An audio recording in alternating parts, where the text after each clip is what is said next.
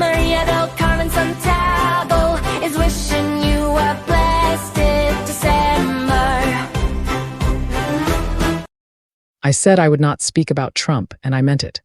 But there is so much happening that I need to acknowledge it briefly. I will not go as deep as I once did, because it is mentally exhausting, stressful, and emotionally draining.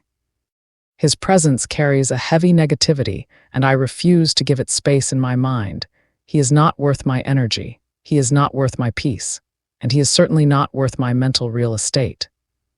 Okay, here we go. My title for this is The Shadow of Epstein. A life of ambition, scandal, and unresolved mysteries. Jeffrey Epstein grew up in a modest working-class family in Brooklyn, New York, born in 1953 to parents who were both of Jewish descent. His father worked as a groundskeeper for the city's parks department, and his mother was a school aide. From an early age, Epstein showed a sharp mind for numbers and science. He skipped 2 grades in school and graduated from Lafayette High School at just 16 years old. Without a formal college degree, he attended Cooper Union and NYU, but dropped out. He still managed to land a teaching job at the elite Dalton School in Manhattan in the 1970s. There, he taught math and physics to the children of the wealthy, which opened doors to a world far removed from his humble beginnings. Epstein was ambitious, charismatic, and relentless in building connections. He left teaching after a couple of years and entered the finance world, starting at Bear Stearns as a junior assistant.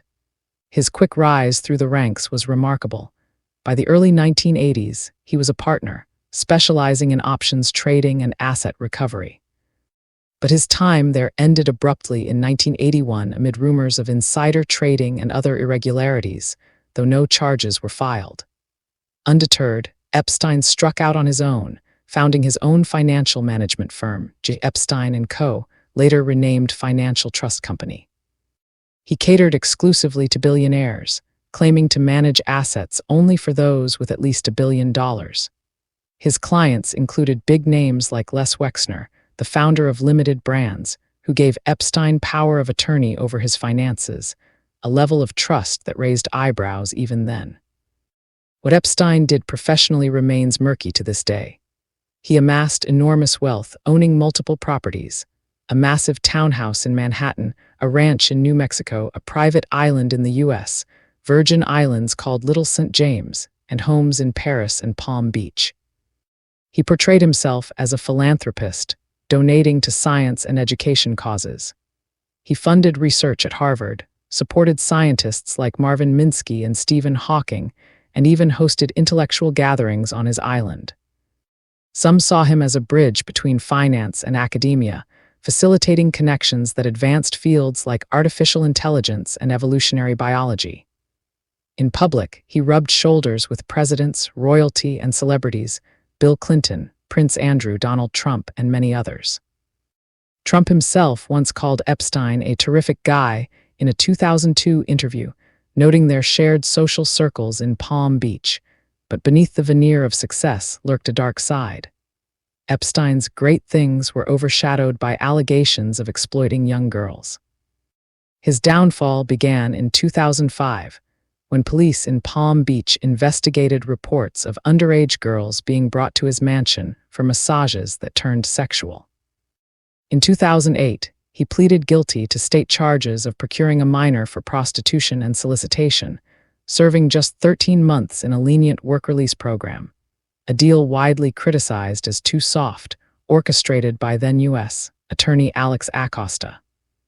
Epstein registered as a sex offender but continued his lavish lifestyle, seemingly untouchable.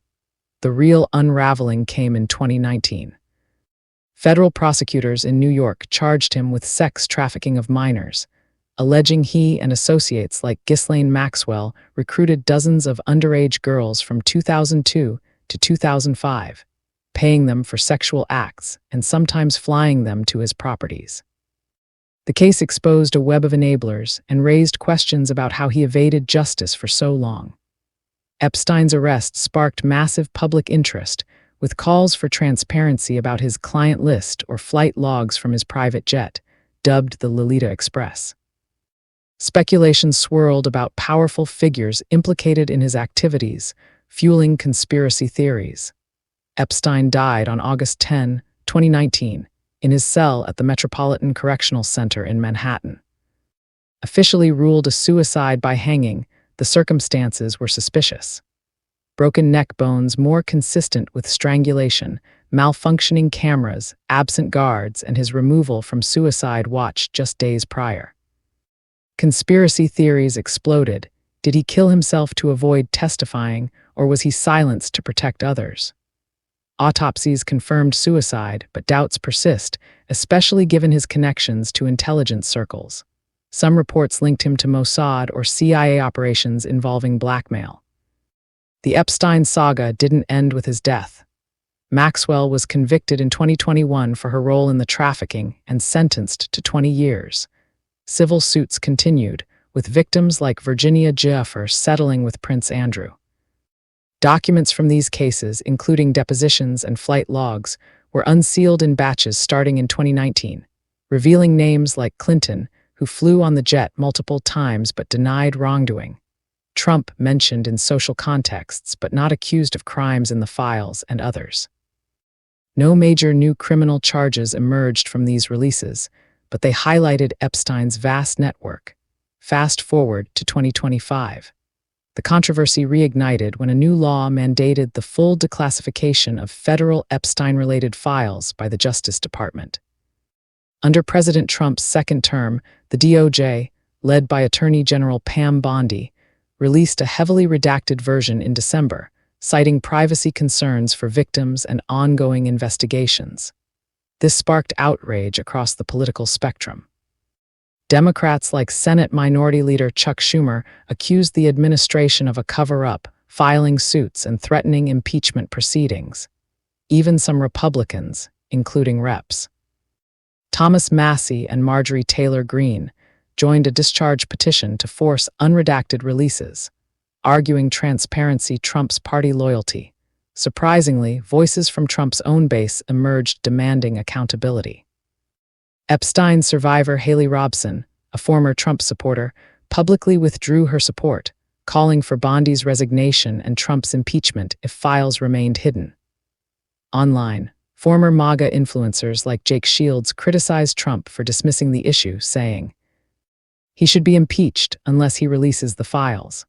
Posts on X from self-identified ex-supporters echoed this, frustrated by perceived stonewalling. A Maida's Touch video titled "Trump's Own Supporters Demand Impeachment Over Epstein Files" went viral, interviewing survivors and highlighting redactions that allegedly shielded powerful figures, including references to Trump in non-criminal contexts. Congressional leaders, including Democrats Robert Garcia and Jamie Raskin, explored all options, including impeachment, claiming the redactions violated the law. The Atlantic reported the latest batch included new Trump mentions, providing ammunition for Congress.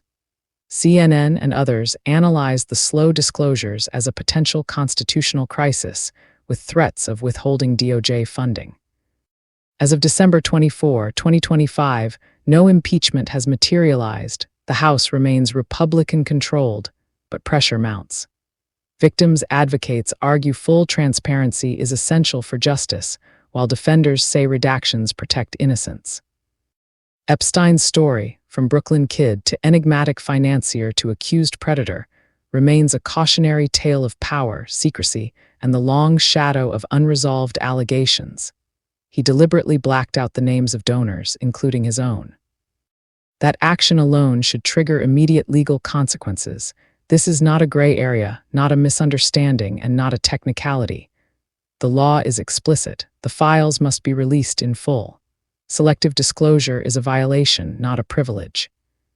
What is even more disturbing is that the courts have allowed this behavior to continue. By doing so, they are not merely observing misconduct, they are enabling it. Accountability does not disappear because someone holds power.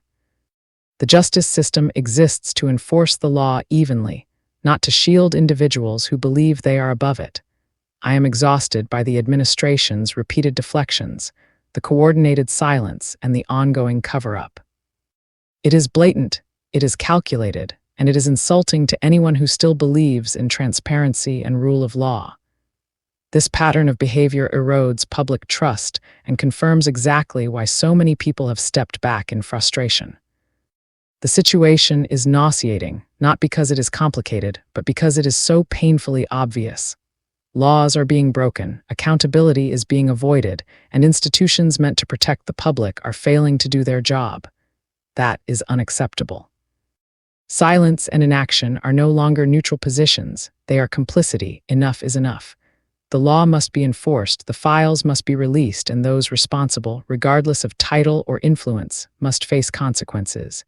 Anything less is a deliberate abandonment of justice. My videos are audio, which is something you can freely listen to without missing an episode while you clean, do dishes, or relax. Thank you for listening. I appreciate you. Follow so we can stay connected. Your support matters more than you know, and I appreciate every moment you give to listen. Your support is important to me, and it helps me a lot. Feel free to like, support, and subscribe. Crowning Thoughts True Speaker Copyright 2025 by Santiago D.C. Maria, licensed under Creative Commons Attribution. I love you all and stay blessed.